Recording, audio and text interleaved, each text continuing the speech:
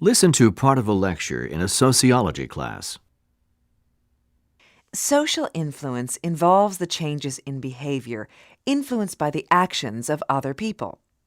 Social influence can come about for a variety of reasons, on a continuum from mere suggestion to, in the more severe form, well, to torture. How does social influence work? Well, first, we must become aware of a difference between ourselves and the values or behaviors of other people.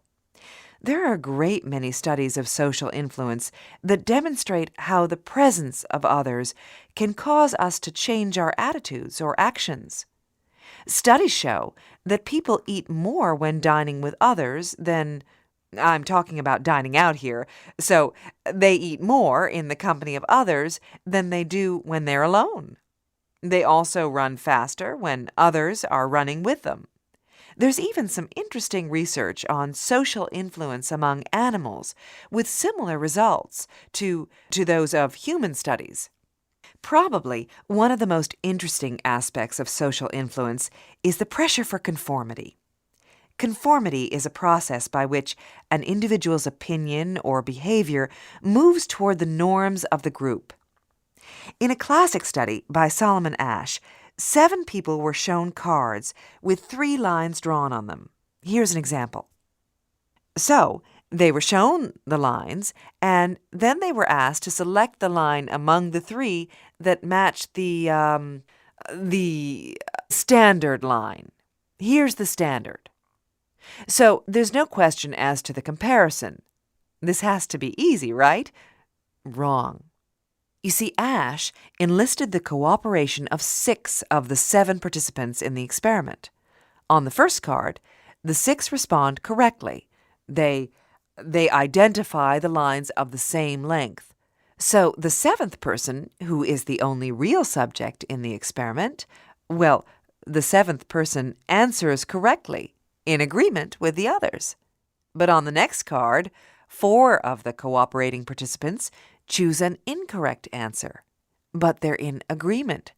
So the problem for the subject is whether to conform to the opinion of the peer group, even though the answer is in conflict with the answer that the subject knows to be correct. So, what do you think happened? Well, subjects who were tested alone made errors in answers fewer than 1% of the time. This was the control group.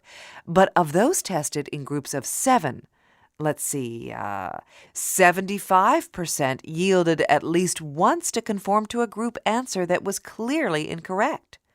And, on average, subjects conformed to the group in about 37% of the critical trials. This means that they were bringing their behavior into agreement with group norms, in spite of what they were seeing. Later, Asch manipulated the size of the the experimental group, to see whether group size would affect pressure, and it did. But probably less than you might expect. Groups of 4 demonstrated about the same results as groups of 8. Interestingly enough, a unanimous agreement by the group was more important than the number. In other words, a unanimous opinion by 3 exerted more pressure to conform than a majority of 7 with a dissenting opinion in a group of 8. Similar experiments have been performed in various countries among diverse cultural groups with comparable results. Of course, people in cultures that emphasize group cooperation tended to be more willing to conform. But remember that many of the original studies were done in the United States, where there's a high value placed on individualism. In an interesting variation on the study, Abrams found that conformity is especially strong when the group is selected from among those people that the subject clearly identifies with, either because they have characteristics in common or they know each other and interact in a peer group outside of the experimental situation. So what does all of this mean in the real world? Well, since group members can influence one another to conform to the opinion of the group decisions of a group may be called into question. What about decisions by political committees or parliaments? What about juries who are charged with convicting or acquitting an accused defendant? Clearly, social influence will play a part in these critical group decisions. Also interesting is the fact that after a decision is made by a group, there's a tendency to solidify. And by that I mean that the group becomes even more convinced of the validity of the group opinion. This may happen because individual group members who strongly support the group tend to be more popular with the group members.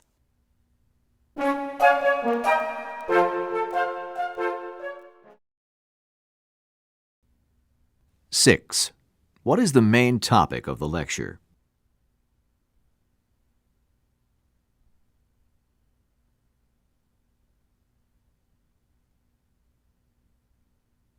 Seven.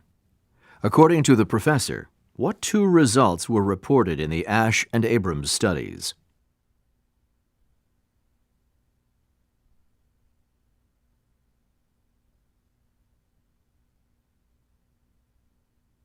Eight.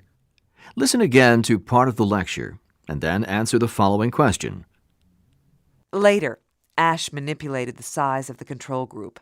The experimental group, to see whether group size would affect pressure, and it did. But probably less than you might expect. Why does the professor say this? The experimental group.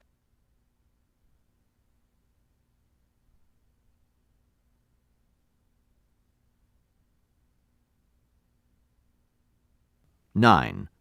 What generally happens after a group makes a decision?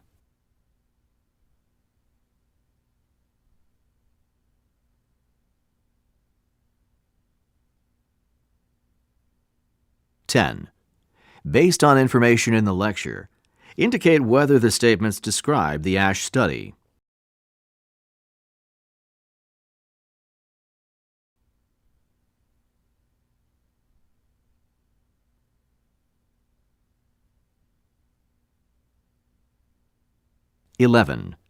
What is the professor's attitude about the studies on social influence?